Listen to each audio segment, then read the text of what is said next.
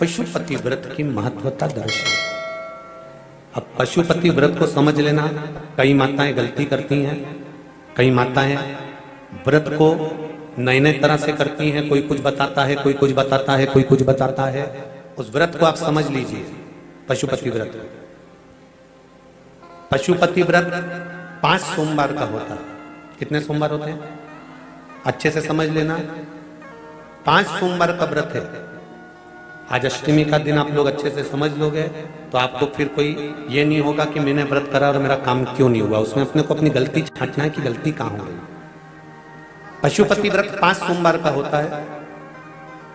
बीच में किसी सोमवार पर यदि एकादशी पड़ जाए या कोई तीज पड़ गई या कोई त्योहार पड़ गया, कोई नवरात्रि का व्रत कर रहे हो या कोई त्योहार का व्रत कर रहे हो या कोई तिथि का व्रत कर रहे हो और उस दिन सोमवार पड़ गया, अब आपने विचार करा कि मेरा पशुपति का भी व्रत है और साथ में तीज का भी व्रत है, तो कौन सा व्रत करूं मैं। तो उस समय पर आपको पशुपति व्रत छोड़ देना चाहिए।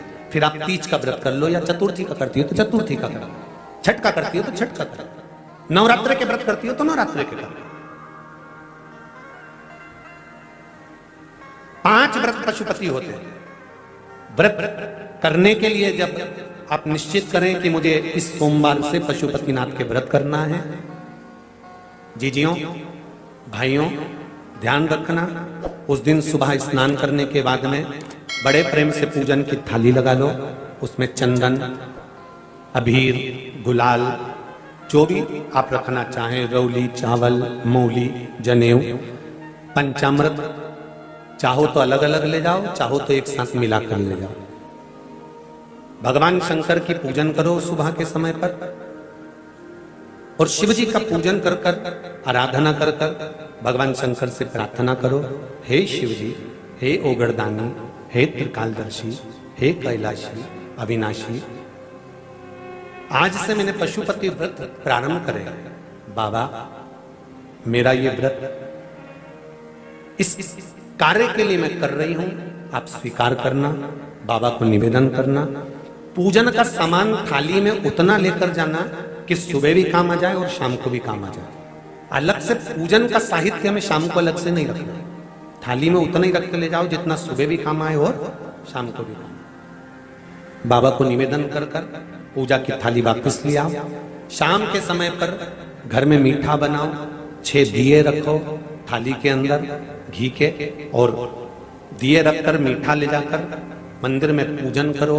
शाम को स्नान कराने की जरूरत नहीं, पंचामृत स्नान की जरूरत नहीं है। शाम को तो केवल जल का छींटा दे दो, पंचामृत का छींटा दे दो, बाबा की पूजन करो। पूजन कर कर प्रसाद के पहले 3 हिस्से करो। 3 हिस्से करने के बाद फिर आप दिया लगाइए। फिर बाबा को कितने दिए लगाना है?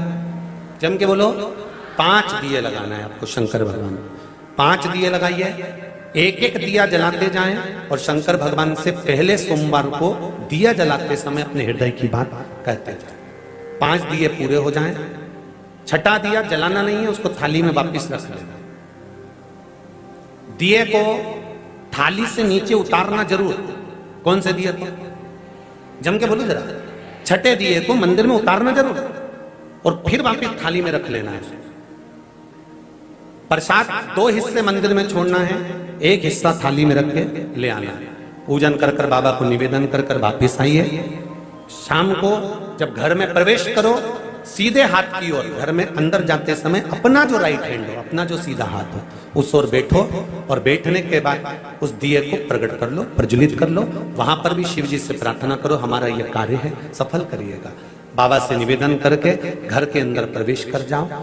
भोजन जब जीमने के लिए बैठो, भोजन करने के लिए बैठो, सबसे पहले जो प्रसाद लेकर आए हो उस प्रसाद को खाइए। जो प्रसाद आप लेकर आए उस प्रसाद में से किसी को नहीं देना है, आपको अकेले खाना है। उतना ही प्रसाद लेकर जाना जितना खब जाए, छोड़ना भी नहीं। सबसे पहले प्रसाद खाइए, उसके बाद में भोजन करिए। इस व्रत में सुबह आप फलहार कर सकते हो, शाम को भोजन कर सकते हो। भोजन में ये जरूरी नहीं है कि मीठा ही खाना है, नमकीन भोजन भी कर सकते हो। बस मीठा कब खाना है? जब प्रसाद का 1 हिस्सा लेकर आओ तो वो 1 हिस्सा आप खाओ। उसके बाद में जब भोजन करो तो नमक का करो, कोई मना नहीं, मिर्ची का करो, पर उसमें दिखावा ना करो। और भोजन करें। ऐसे 5वां जब सोमवार आ जाए, बीच में अगर कोई सोमवार छूट भी जाए तो व्रत करना, पूजन मत करना। कोई रजो धर्म आ गया, रजस्वला धर्म आ गया, कोई कार्य आ गया तो उसमें पूजन करना, पूजन नहीं करना है, उसमें व्रत जरूर करना। और जब 5वां व्रत रहे, और 5वां व्रत जब रहे तो उस 5वें व्रत में जब सुबह पूजन कर आओ, शाम को पूजन करो, तो शाम को भगवान पर 108 या तो चावल के दाने, मूंग के दाने, या बेलपत्र, या फूल की पत्ती, जो भी 108 चढ़ा सकते हो भगवान को चढ़ाकर एक श्रीफल 11 रुपए उस पर रखकर शिव जी से निवेदन कर कर घर पर आ जाइए, दिया लगाइए और बाबा से निवेदन कर कर प्रसाद पाइए। अगर नियम से कर लिया तो मेरा विश्वास कहता है 5 सोमवार के अंदर ही आपका काम हो जाएगा, 5वें तक पहुंचोगे। ये शिव कृपा। श्री शिवाय नमस्तुभ्यम। हर हर महादेव, जय महाकाल। मित्रों, आज के इस वीडियो में गुरुजी ने पशुपति व्रत की संपूर्ण विधि बताई। अगर आपने यहाँ तक वीडियो देखा है तो आप अच्छी तरह से समझ गए होंगे कि आपको पशुपति व्रत कैसे करना चाहिए और इसके व्रत के करने से क्या फल आपको मिलता है। पशुपति व्रत बहुत ही चमत्कारी व्रत है। यह व्रत करने से आपकी हर मनोकामना पूरी होती है, चाहे आपकी नौकरी से संबंधित मनोकामना हो, चाहे आपके बच्चों की शादी से संबंधित मनोकामना हो, चाहे आपकी व्यापार से संबंधित मनोकामना हो, चाहे आपकी किसी रोग से संबंधित मनोकामना हो, किसी भी प्रकार की अगर आपकी मनोकामना है तो पशुपति व्रत करने से अवश्य पूरी होती है। पर यह व्रत आपको पूरा नियम से करना होता है। अगर हम एक भी गलती कर देते हैं तो इस व्रत का फल हमें नहीं मिलता। इसलिए जब भी आप पशुपति व्रत करें तो सबसे पहले अच्छी तरह से समझ लें कि आपको कैसे ये व्रत करना है।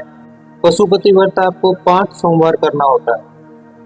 किसी भी सोमवार के दिन आप ये व्रत शुरू कर सकते हैं। जरूरी नहीं है कि आपको यह व्रत लगातार करना है। मान लीजिए आपने पहले और दूसरे 2 सोमवार लगातार कर लिए, तीसरे सोमवार आप किसी कारणवश व्रत नहीं भी कर पाए तो अगला व्रत आप चौथे सोमवार कर सकते हैं। कहने का मतलब यही है कि आपको 5 सोमवार संपूर्ण करने हैं। 5वें सोमवार आपको इस व्रत का उद्यापन कर देना है। उद्यापन भी बहुत ही सरल है, जैसा गुरुजी ने बताया है उसी विधि से अगर आप ये व्रत करते हैं तो आपकी मनोकामना महादेव अवश्य पूरी करते हैं। मैं उम्मीद करता हूँ कि आपको वीडियो अच्छा लगा होगा। अगर वीडियो पसंद आया तो वीडियो को लाइक करें और कमेंट में महादेव के नाम का एक जयकारा जरूर लगाएं। अगर आप वीडियो पहली बार देख रहे हैं तो चैनल को सब्सक्राइब करके बेल आइकन को जरूर प्रेस करें, ताकि जब भी मैं अगला वीडियो लेकर आऊं तो सबसे पहले नोटिफिकेशन आप तक पहुंच सके। और अंत में आप सबसे यही कहूँगा कि अगर गुरुजी द्वारा बताए गए किसी भी उपाय से आपको लाभ हुआ है तो कमेंट में पूरी डिटेल के साथ जरूर बताना, जिससे दूसरे लोगों को भी पता लगे कि किस उपाय से क्या लाभ होता है। आज के वीडियो में इतना ही। मिलते हैं किसी अगले वीडियो में नए उपाय के साथ। श्री शिवाय नमस्तुभ्यम।